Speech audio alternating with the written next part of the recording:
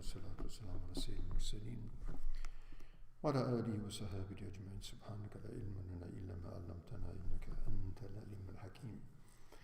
سبحانك لا فهم لنا إلا ما فهمتنا إنك أنت الجواد الكريم. قل رب زدني علما. أعوذ بالله من الشيطان الرجيم. ولتكن منكم أمة يدعون إلى الخير ويأمرون بالمعروف وينهون عن المنكر وأولئك هم المفلحون. ولا تكونوا كالذين تفرقوا واختلفوا من بعد ما جاءهم البينات وأولئك لهم عذاب عظيم. صدق الله مولانا العظيم. So continuing with these ayats which are elucidating the responsibility of the ummah of not only following deen but propagating the deen as well. وَلْتَكُمْ مِنْكُمْ أُمَّةٌ يَدْعُونَ إِلَى الْخَيْرِ. We talked about the fact that the entire ummah, even though it's mentioned here, that there should be a group that invite towards good, enjoin right, forbid evil, and they will be the successful. And so there is a general order here, and there's also a specific or special category also inferred here. So every Muslim is responsible for two things: to follow the deen and to be a means of invitation to the deen by his word and by his action. And if not by word, by action. And action speaks much louder than words, of course. As someone once rightly said, that saying to someone, your character is speaking so loud, I can't understand what you're saying. So someone's actually speaking so loud that whatever he's saying otherwise, it's irrelevance. So every Muslim is required to follow deen, and to follow deen, obviously, it means we have to know deen. So therefore also we mention, and we'll keep emphasizing this, because it's a continuous process. وَفَوْقَ كُلِّ ذِي عِلْمٍ عَلِيمٍ, and above every knowledgeable person is more knowledgeable, until it ends with the perfect knowledge of Allah subhanahu wa ta'ala. So nobody is perfect, and therefore everyone is to struggle and strive to attain higher levels of knowledge about Allah subhanahu wa ta'ala and obedience to Allah subhanahu wa ta'ala throughout his life, his or her life as well. And then coming to ordering the right and forbidding the evil.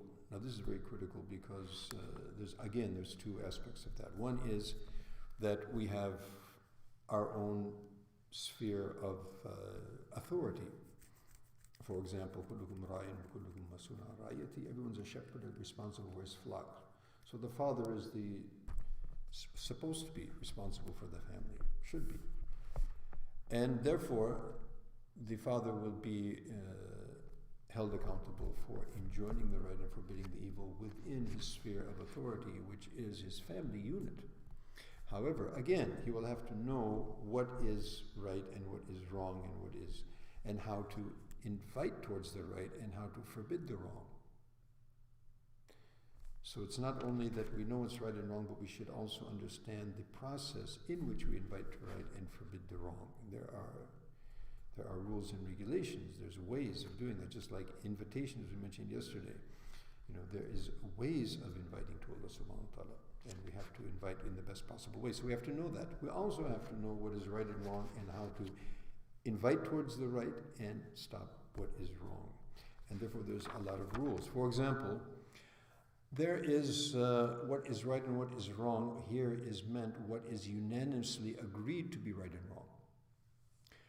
For example, there are differences, and then that takes us to the next area, and that is don't be like the people who made groups and parties which not only didn't complement themselves and added towards diversity, but they made groups in animosity and enmity. So there's a big difference between a difference of opinion and diversity of opinion and animosity based on, divisive issues.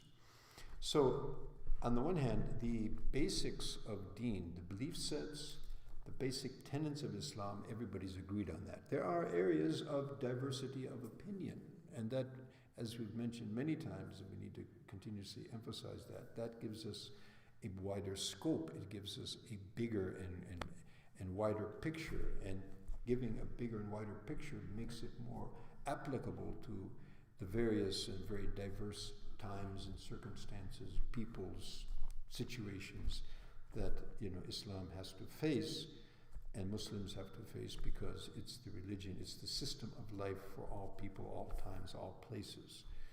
So, for example, the reading of Surah Fatiha in every rakat of Salat is the opinion of some of the A'immah, and there are hadith that point to that. There's other opinion that the Imam's recitation of the Fatiha in the Salat is going to be sufficient for the people who are the muqtadis, or the people who are following the Imam. And so, in fact, they are not supposed to read. So there, on the one hand, there's an opinion that we don't read Fatiha behind the Imam, and there's another that you must, otherwise your Salat is not going to be acceptable. So now let's look at the founders of those opinions. Did they fight with each other on that? No, they respected the fact that there was a difference of opinion, and that difference of opinion is based on sound principles. And those who authored those opinions were qualified to do so. So therefore, there's no amr bil ma'ruf and nahy anil munkar according to the what we call the furu' al-fiqhiyya, or these basic differences in interpretation and view on various matters like that. So you don't go around ordering people to follow, this concept, we have to have one opinion, there's only one right thing. Actually, there is many ways, there's many roads leading to Los Angeles. There's a longer road, there's a shorter road, there's a rockier road. So there's many ways. And actually, as I probably mentioned earlier, that also, particularly in ibadat, which is where usually these things, manifest and people get really bent out of shape because they don't understand what's going on.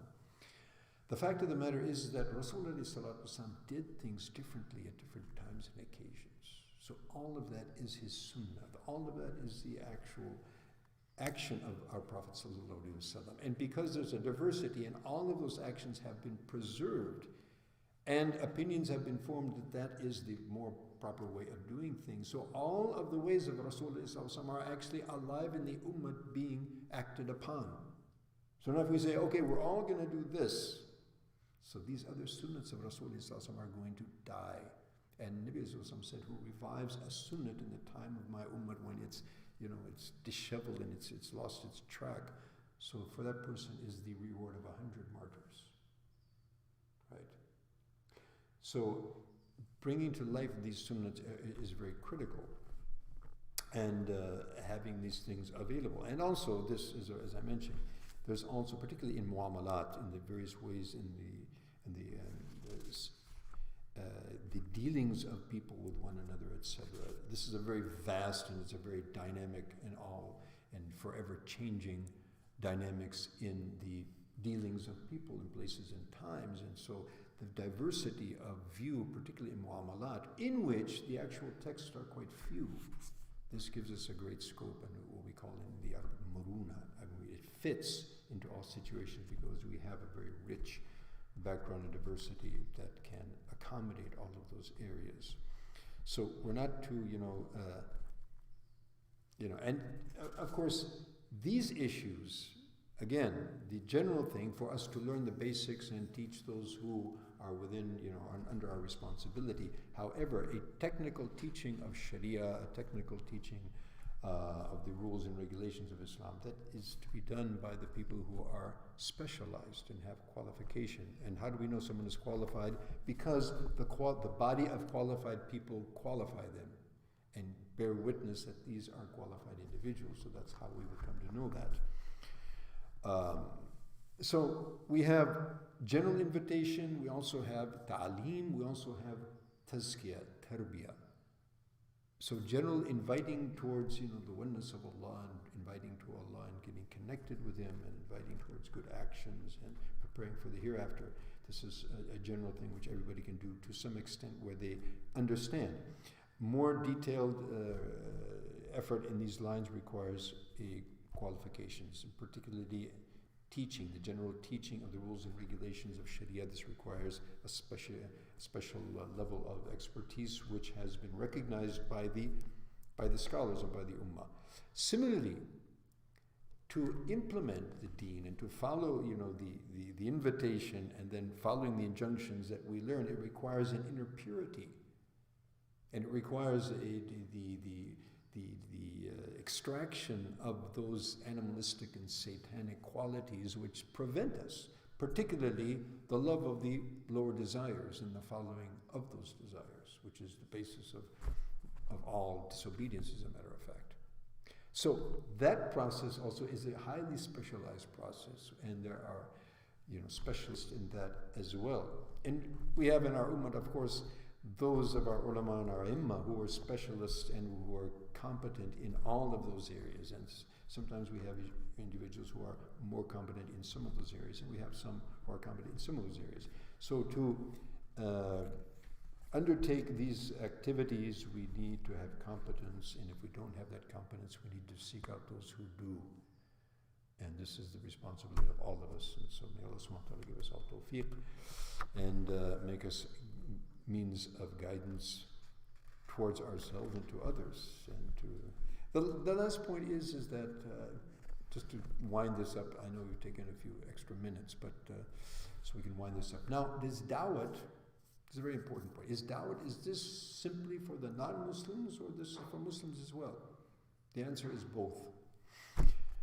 Da'wat for those who have not yet understood that they are supposed to live a life of submission, and those who have understood that they need to continue to be reminded. وَذَكِّرْ فَإِنَّ الذِّكْرَ تَنْفَعُ الْمُؤْمِنِينَ.